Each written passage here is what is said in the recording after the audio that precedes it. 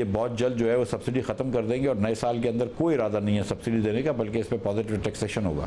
ہم ضروری نہیں ہے کہ دونوں چیزیں لگائیں، ہو سکتا ہے سیل ٹیکس لگا لیں، ہو سکتا ہے لیوی لگائیں، ڈیپینڈ کرتا ہے کہ ہم کو کون سا ٹارگیٹ میٹ کرنا ہے. ہم پیٹرولیم لیوی تو تھوڑی سی بڑھائیں گے، اوبویسلی ہم آہستہ آہستہ لگاتے رہیں گے پیٹرولیم لیوی، لیکن میں یہ کہہ رہا تھا کہ اگر مثال کے طور پر تھوڑی سی پرائس گر جاتی ہے تو مجھے لگانے میں اندر تھوڑی سی اور آسانی ہو جائے گی اور تھوڑا بتدریج تیزی سے لگا لوں گا. اگر سستا نہیں بھی ہوا تو کچھ نہ کچھ ہم کو پی ڈی ایل لگانا پڑے گا. میں کوئی خدا نخواستہ غلط بات نہیں کرنا چاہ رہا ہوں. میں نے آپ سے پھر گزارش کری ہے کہ جولائی کے مہینے میں ہم نقصان کے اندر نہیں جائیں گے.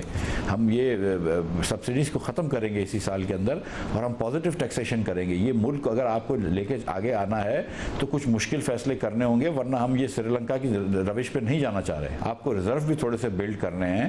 اگر آپ آئی ایم ایف سے اس وقت پروگرام سے نکل جاتے ہیں اور آپ کے ریزرو کے جو حال ہے اس وقت 10 بلین سے نیچے، تو پھر آپ کے پاس تو آپ تو بے یار و مددگار ہو گئے. آپ کے پاس کوئی آپشنز ہی نہیں ہے ڈیفالٹ کے علاوہ. اسٹیٹ بینک کے اندر ایک گورنر صاحب بیٹھے ہوئے ہیں، مرتضیٰ سید صاحب، جنہوں نے پی ایچ ڈی کری ہوئی آکسفورڈ سے.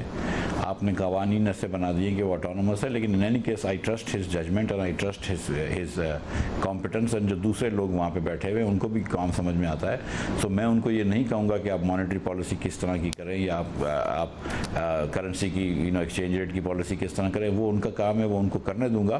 میں اپنا کام کروں گا. اور سچی بات ہے کہ مطلب میرے خیال سے یہ اسکیم آف تھنگس بیٹر ہے.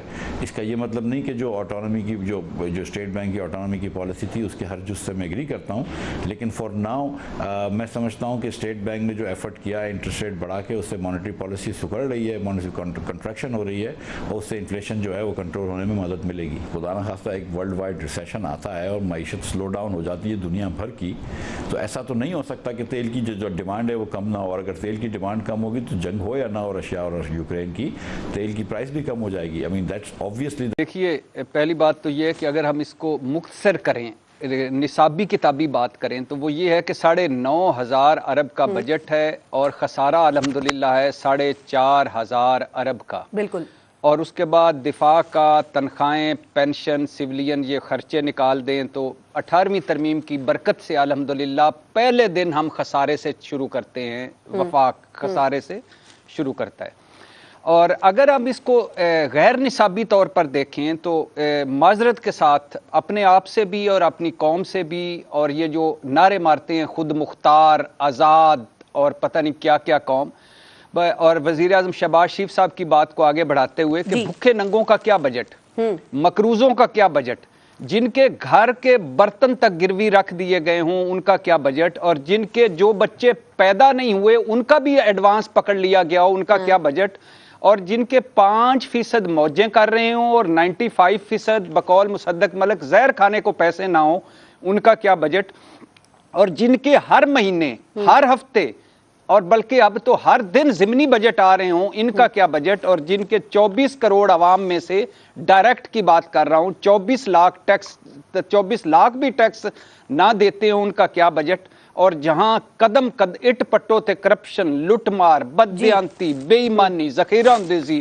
اور اوپر سے نیچے تک یہ سارا کچھ ہو ان کا کیا بجٹ. اور پھر وہاں کیا بجٹ کا پیش کرنا کہ جہاں کبھی بھی کسی بھی حکمران کی تقریروں کے علاوہ عوام نمبر 1 ترجیح نہیں رہی، اور جہاں بجٹ کبھی بھی حقیقت نہ بتائی جاتی ہو، الفاظ کا گورکھ دھندا ہو، اصل کہانی جو ہوتی ہے وہ چھپائی جا رہی ہو، وہاں کیا بجٹ. اور جہاں کی اشرافیہ ایلیٹ کہ عوام دو تین جملے اشرافیہ ایلیٹ کلاس کو آج بھی 800 ارب سے زیادہ سبسڈیز اور مرات دی جا رہی ہیں، قدم قدم پر چھوٹ دی جا رہی ہے، اور غریبوں کو قدم قدم پر ایسے ٹیکس ہیں کہ انڈائریکٹ 36 ٹیکس میں دیتا ہوں. 36 جیسے آپ نے کہا تھا پنکھا چلائیں تو صابن سے نہائیں تو ٹیلی فون پر بات کریں تو گھر سے باہر نکلیں، بس سانس لینے پہ یا بات کرنے پہ ٹیکس نہیں. آپ ٹھیک کہہ رہے ہیں، لیکن بٹی صاحب مجھے سمجھ نہیں آتا کہ آئی ایم ایف ان سے کیوں نہیں کہتا کہ یہ جو مراتی یافتہ طبقہ ہے، یہ جو سرکاری افسران ہیں، یہ جو M N As M P As ہیں، جو حکمران ہیں، وہ کیوں نہیں کہتا آئی ایم ایف ان سے کہ بھائی ان کی سہولتوں کو کم کرو نا، یہاں پر آپ کو کٹوتی کرنی چاہیے. وہ بھی جو ظلم ہے عوام پہ ہی کرنے کو کہتا ہے جو خوشی خوشی کیا جاتا ہے. بٹی صاحب دیکھیں، ابھی میں سوال کروں گی نا حکومت سے، پھر ہمیں جواب ملیں گے کہ ان کی مجبوری ہے، ان کی مجبوری ہے، معیشت کی مجبوری ہے، اور ظاہر ہے یہ مجبوریاں ہوں گی. لیکن میں یہ سوچ رہی ہوں کہ عوام کی مجبوری کا یہ کیوں نہیں سوچتے ہیں سر؟ عوام نے تو معیشت کا بیڑا غرق نہیں کیا نا، عوام نے تو اس ملک کی معیشت کو خراب نہیں کیا، تو پھر یہ قیمت اور قربانی صرف عوام ہی کیوں دے اس ملک میں؟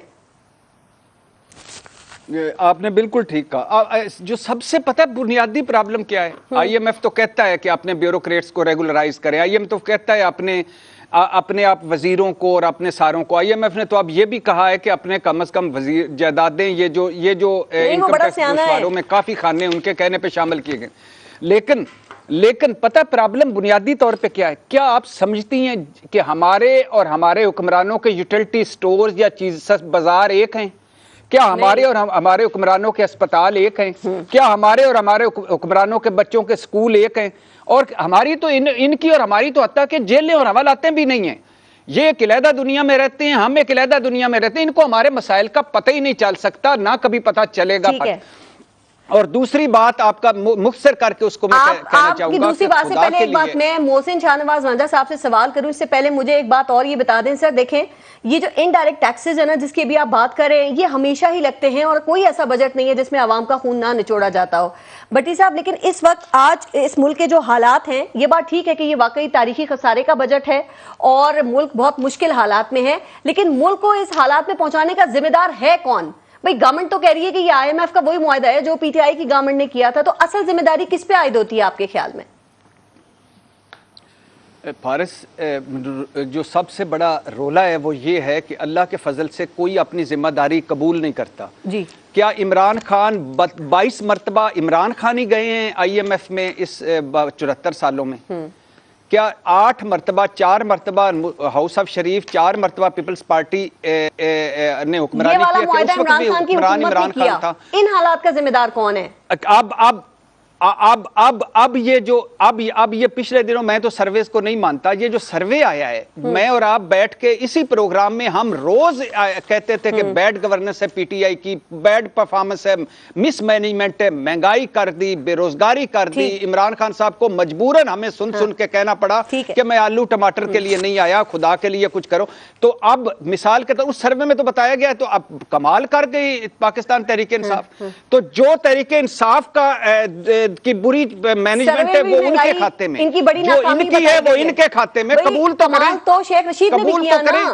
شیخ رشید صاحب کا تو کہہ رہے تھے عدم اعتماد بھی کامیاب نہیں ہوگی, پھر ہو گئی. شیخ رشید صاحب تو کہہ رہے تھے عدم اعتماد آئے گی نہیں, تو پھر آ گئی. شیخ رشید صاحب تو کہہ رہے تھے کہ لانگ مارچ پہنچے گا تو انقلاب آ چکا ہوگا, پھر آ گیا.